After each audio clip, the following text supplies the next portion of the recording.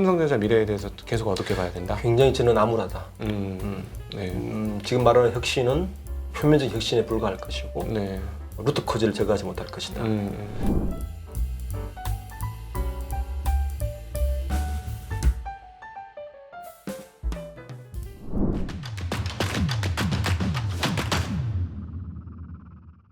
그리고 그러면은 이제 어떤 이 논의에서 최근에 삼성전자에 대한 논의도 할 수 있을 것 같아요. 네. 삼성전자가 왜 이렇게 하이닉스보다 한 2년, 3년 정도 앞선 기술을 가지고 있던 회사가 이제 도리어 1년, 2년 뒤처지는 상황들이 왔느냐. 이건 결국 기업의 지배부 구조와 상당하게 관련이 있는 거 아닌가 하는 생각이 들거든요. 일부 동의도 하고 저는 뭐 제 나름대로의 이제 해석한 부분 말씀을 드리면 네. 이제 두 가지를 놓쳤다. 그러니까 두 가지 측면을 볼 수가 있어요. 네. 이제 어떤 반도체 산업이라는 트렌드를 하나 보는 방법이 있고 예. 산업 트렌드 변화를 보는 방법이 있고 제가 올 3월 달에 네. KBS 시사기획창에서 잃어버린 10년이라는 프로를 삼성전자 잃어버린 10년. 그걸 네. 저희가 데이터 분석을 했고 네. 같이 기획을 했습니다. 네네. 그래서 제가 이제 거기 참여를 했었는데 그때까지만 해도 우리가 그거 기획할 때 KBS 그 담당 기자하고 삼성전자 위기를 이야기하면 다들 이상하게 생각했어요. 네. 뭔 소리야. 근데 팬데믹 때문에 조금 어려웠지. 그렇죠. 뭐 왜 삼성전자가 이런 식이었어요. 거의 30년간 불패 기업이었기 때문에. 예. 네. 그런데 요즘 그게 다시 회자돼서 네. 요즘 그 재미있는 다큐멘터리가 유튜브 조회수가 200만이 가까이 되더라고요. 네. 네. 예. 그래서 어쨌든 첫 번째는 기술적인 측면에서 보면 인텔하고 삼성전자의 공통점이 있죠. 네. 반도체 업계에서 종합 반도체에서 IDM이고 네. 이 두 개의 회사는 또 하나의 공통점은 철저하게 공급자 시장에 의해서만 우위를 지킨 회사였다. 네. 인텔은 CPU에서 네. 삼성은 메모리에서 네. 절대 강자로 20여 년간 군림을 해왔죠. 예. 자기들이 룰을 만들고 음. 자기들이 판을 깔고 네. 자기들이 공급하면 공급하는 거 하지만 안 되는 시장 그리고 그 주변에 있는 모든 밸류체인은 자기들 중심으로 움직여야 되는 시장으로 갔는데 네. 우리가 아는 4차 산업혁명 2016년 7년 네. 그렇죠? 저는 이때가 분기점을 보는데 이때부터 어떻게 이제 트렌드가 바뀌느냐 IT 업계가 공급자 중심 시장에서 수요자 중심으로 빠르게 재편됩니다. 네. 그러니까 네. 애플이 맥북에다가 인텔 CPU를 안 쓰고 네. M1 칩을 넣기 시작할 때부터예요. 네. 네. 네. 그러니까 이제 소프트웨어 업체가 자체 제품을 직접 만들기 만들어서 시작하는 거죠. 쓰는 거죠. 그래서 TSMC가 큰 거거든요. 네. 정육점 사장이 칼을 직접 만들어서 고기를 맞습니다. 썰기 시작하는 거예요. 네네. 네. 그 트렌드를 놓쳤다는 거예요. 네. 근데 잘 보면 삼성전자가 그 타이밍 때 무슨 일이 있었는 걸 보면 돼요. 네. 2014년 5월에 이건희 회장이 쓰러졌어요. 네. 그죠? 네. 그리고 2015년도에 엘리엇이 들어와서 경영권 분쟁이 발생했습니다. 네. 네. 그리고 2016년도에 박근혜 전절 사건이 벌어지고 네. 17년도에 이재용 회장 구속이 됐어요. 예. 그 18년 2월 달에 나왔어요. 딱 요 시기입니다. 그러네요. 그죠? 예. 그래서 뭐 삼성전자의 뭐 여러 가지 뭐 이야기하는데 제가 지금 기억하는 게 제가 2015년도에 네. 2014년 6월 달에 이코노미스트에서 전화가 왔어요. 네. 그 이건희 회장 쓰러지고 2달이 있단 건가? 그 저한테 이렇게 묻는 거예요. 미스터 박, 이건희 회장이 쓰러졌는데 삼성이 어떻게 바뀔 것 같아? 라는 질문을 던졌어요. 그래서 한 3시간 정도 인터뷰를 했는데 저는 그때 크게 세 가지를 이야기했어요. 네.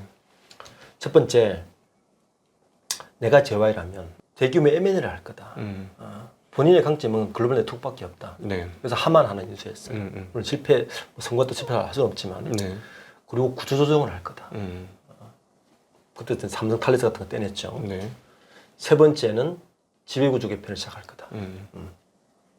언제 돌아갈지 모르니까. 네. 제가 세 가지를 다 맞췄어요 그때. 음. 근데 삼성이 이 큰 변화의 트렌드에서 이 트렌드를 따라가지를 못하고 여기에 더 집중한 거죠. 네. 사법 리스크, 네. 경영권 성계. 그러면서 이걸 다 놓쳐버린 거예요. 음. 자, 그러면 이 변화의 트렌드에서 후자의 문제를 포커싱하면 조직 내에서 누가 승승장구할까요? 재무 관련과 법무 관련이겠죠? 맞습니다. 네. 관리 조직이 승승장구할 수밖에 없어요. 네. 그래서 삼성전자가 딱 따라잡힌 타이밍이 언제냐면 2019년도에 마이크론한테 지금 이제 디램의 선폭이 네. 지금 우리가 HBM에 들어가는 게 6세대라 그러잖아요. 네. 6세대가 D1C를 씁니다. 네. D1C는 10나노 이하로 떨어져요. 네네. 이게 D1C 다이라 그러거든요. 네네. 원다시. 네, 원다시죠. 음. 1A가 14나노예요. 네네. 삼성전자가 1A부터 떨어졌습니다. 원회의부터 문제. 마이크론에게 네. 뒤쳐졌어요. 네, 문제가 그리고 생겼죠. 1C는 하이닉스에 뒤쳐진 거예요. 아직 못 만들었습니다. 그리고 삼성전자는. 지금 수율이 10%도 안 나온다 그러죠. 네. 그러니까 요 타이밍을 다 놓쳐버린 거죠. 그러니까 19년도 준비를 못한 거죠. 네. 예. 요 비슷한 시기에 비교할 수 있는 그룹이 있어요. 2018년도에 정의선 회장이 수석 부회장이 됩니다. 2018년 8월 달. 현대차. 네. 수석 부회장이면 실질적으로 경영권을 쓴 게 실제 본인이 다 해요. 그걸 그렇죠. 언제 할 수 있느냐? 2018년 11월 달, 12월 인사를 보면 알 수 있어요. 그리고 2018년 8월에 네. 구광모 회장이 회장이 됩니다. 네. 이 동시에 일어나요. 요 네. 세 그룹이 예. 공교롭게도 한국의 원투 쓰리 펀치가. 네, 동시에 일어납니다. 근데 저는 이 세 개를 딱 그때 인사를 비교를 해보면 이주영 회장은 요 기간 동안에 인사 혁신을 하나도 못했어요. 자기 문제가 급급하긴 했죠. 왜냐하면 미전실 사람들을 내칠 수가 없었거든요. 네. 네. 법무팀 그대로 가져갔어야 되고요. 우리 늘렸죠. 네. 그리고 홍보인원들도 강화시키고 뭐 이런 걸 한 거예요. 네. 그러면 이 조직은 관리 조직은요. 경영 성과를 내는 방법이 딱 한 가지밖에 없습니다. 쪼는 거죠. 생산성 향상. 코스트 다운. 예. 비용 절감. 네. 네. 그러면 기술진은 투자를 못 합니다. 투자 올라가는 건 쪽쪽 다 잘리죠. 네네네. 네. 그래서 이제 그렇게 된 거예요. 그 타이밍에. 반대로 다른 두 그룹을 볼까요? 정의선 회장은 현대차 그룹의 가장 큰 문제가 당시에 지금은 지나가서 모르겠지만 현대차가 2017년도가 거의 최하였어요. 영업이익률 2%도 나왔어요. 네네. 굉장히 문제 많았어요. 정의선 회장이 딱 등극하고 제일 처음 한 게 뭐냐면 정몽구 회장의 가신 그룹 6명 회장이 있었어요. 네. 유철, 정신행, 뭐 이런 아주 뭐 대단한 분들 많았죠. 윤여철, 현대 전공파. 예, 예. 예. 가신 그룹이라 그래요. 네네. 과감하게 다쳤습니다. 네네. 네. 6명 회장을 다 자르고 현재도 현대차 그러면 부회장이 없습니다. 네. 그러니까 정의선 회장이 그분들에게 얼마나 학을 띄었으면 아예 부회장 임명 자체를 안 해요. 그리고는 누굴 들고 돌았느냐? 외국인 출신 디자이너들, 네. dunkiop 그룹이라든지 이런 사람뿐만 아니라 네. 요즘 현대차, 피터 슈라이어. 네. 네, 유명했죠. 요즘 현대차에서 정의선 회장이 가장 측근에서 많이 데리고 다니는 사람이 있습니다. 포티두닷컴 대표. 현대차가 네.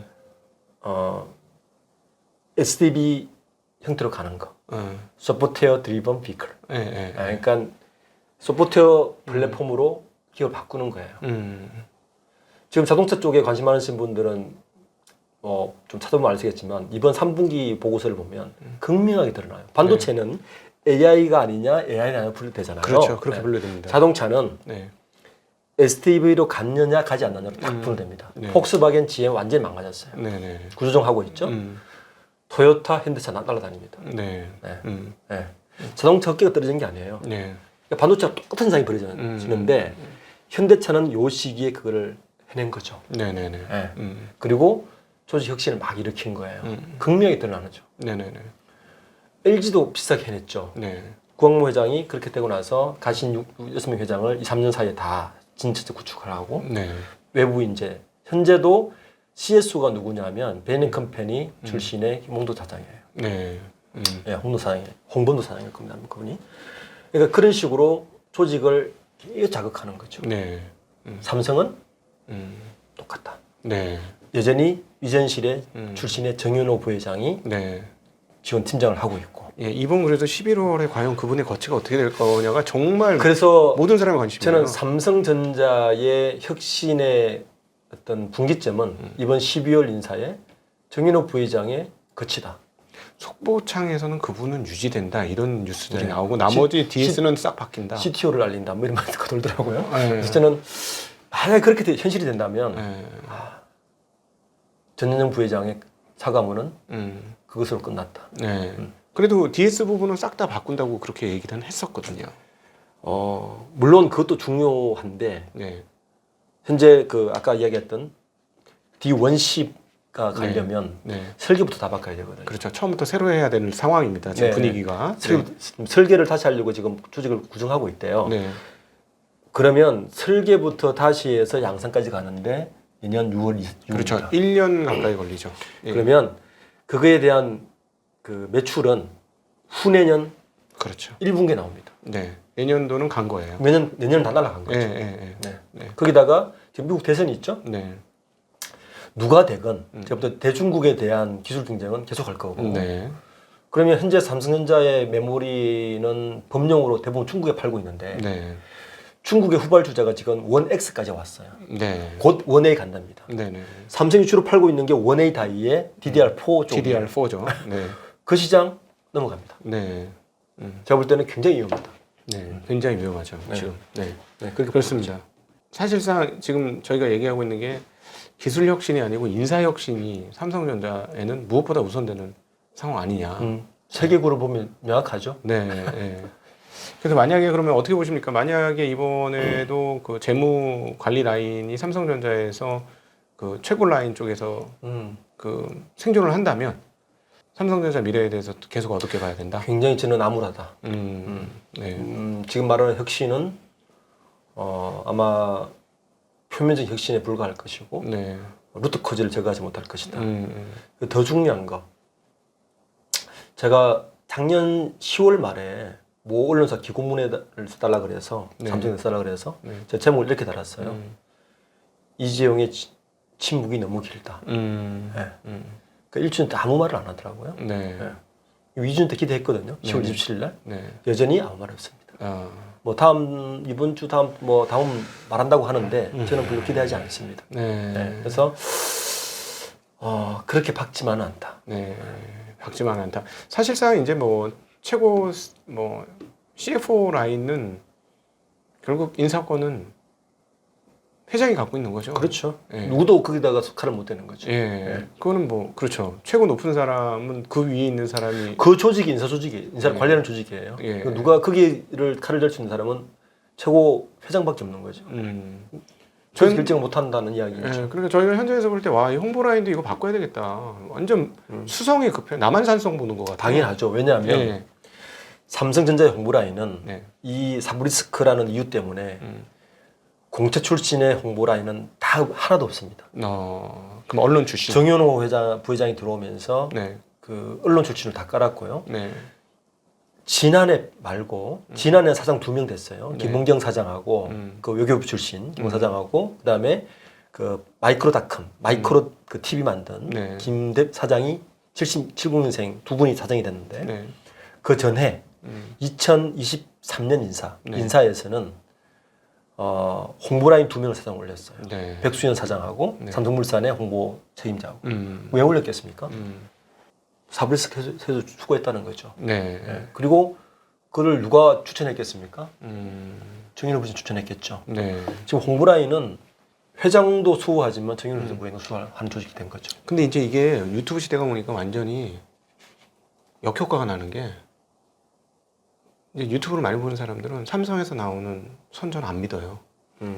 저거 다 그렇죠. 저거 다 광고 주니까 알아서 게재해 주는 거네. 저거 뭐 믿을 거가 하나도 없네. 그리고 이번에 HBM 때문에요. 완전하게 우리 현장에서는 양치기 소년 됐어요. 양치기 소년이죠. 예. 네. 지금 벌써 작년 4월부터 한다. 공식적인 거짓말을 3번 했습니다. 예. 예. 어떤 경우죠? 먼저 3월달 네. 한번 거짓말 한 거고요.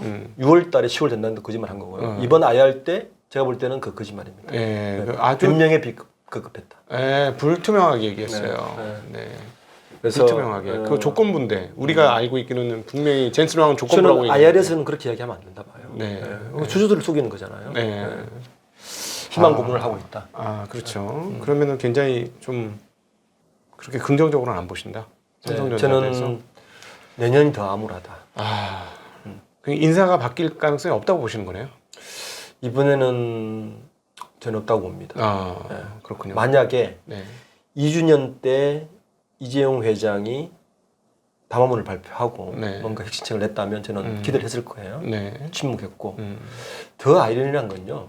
우리가 그 3분기 실적 발표하기 전에 전영인 부회장이 사과문 발표했잖아요. 사과문. 네. 그렇죠. 그 발표하는 그 주에 회장은 윤석열 대통령하고 동남아가 있었어요. 순방 중이었어요. 네네. 말이 안 되는 거죠. 저는 굉장히 사실 그 장면을 두 개의 장면을 보고 이 삼전자를 어떻게 하나라고 굉장히 실망했습니다. 네. 아니 전문 경영인은 책임지고 지금 사과문 발표하고 있는데 네. 회장은 대통령 따라서 뭐 다른 그룹 회장들은 그 거부한 그룹 회장들도 있어요. 네. 하면 옛날에 정의선 회장 같은 경우는 거부했습니다. 네. 저는 급한 경우가 있다 해서 안 가고 했어요. 한 분도 거부하지 않습니다. 사실 굉장히 저는 좀 실망스럽고요. 네. 이번 인사에서 한번 봐야죠. 그래도. 네. 네, 하지만 아 그러면 뭐 조금 뭐 동정심을 기업 영역에서 발휘해야 될지 모르겠지만 동정심을 발휘하면 감옥 갔다 온 게 영향을 크게 미쳤나 보네 개인적으로는.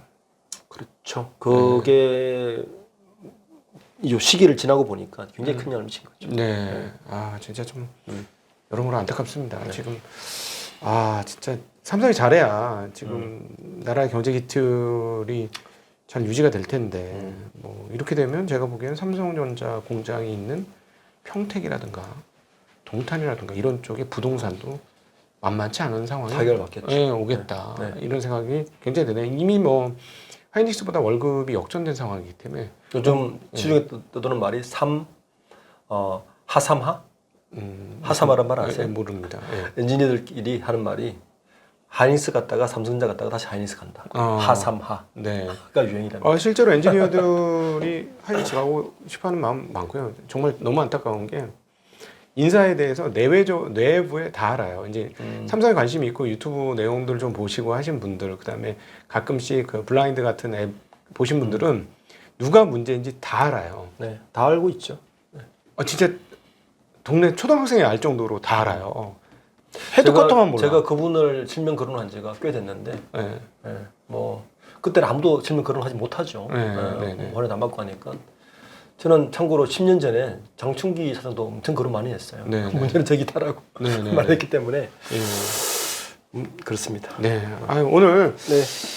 오늘 한국의 자본시장 그리고 또 삼성전자 그리고 한국의 그 어떤 정치권 뭐 등등 여러 가지 이야기를 많이 나눠봤습니다. 우리 리더스 인덱스에 우리 박주근 대표님 덕분에 한국의 지배 구조가 어떻게 돌아가고 있는지 훨씬 더 자세히 알게 됐고, 향후에 제가 이제 우리 박주근 대표님한테 계속 드리고 싶은 말은 주주 친화적인 회사 스코어 좀 만들어 주세요. 저희가 네. 준비하고 있습니다. 저는 말씀하셔가지고 네. 스톡 프렌들리 인덱스라고 네네네. 내년 주총 전에 네. 그러니까 1월 중에 발표할 생각입니다. 네, 그거 만들어 주시면 그것만 따라서 주식에도 한국에서는 정말 좋은 결과를 얻을 수 있을 것 같아요. 그러면은 한국의 다우존스 지수 뭐 이렇게 되실 수 있어요. 공정하게 정말 정말 우리 개인 주주들이 보호받을 수 있는 일들 좀 해야 될 것 같아요. 네, 너무 감사합니다. 네, 기대를 하면서요. 오늘 귀한 말씀해주신 우리 박주근 리더스 인덱스 대표께 감사드리고 함께해주신 모든 분들께도 감사 인사드립니다. 인사드리겠습니다. 고맙습니다.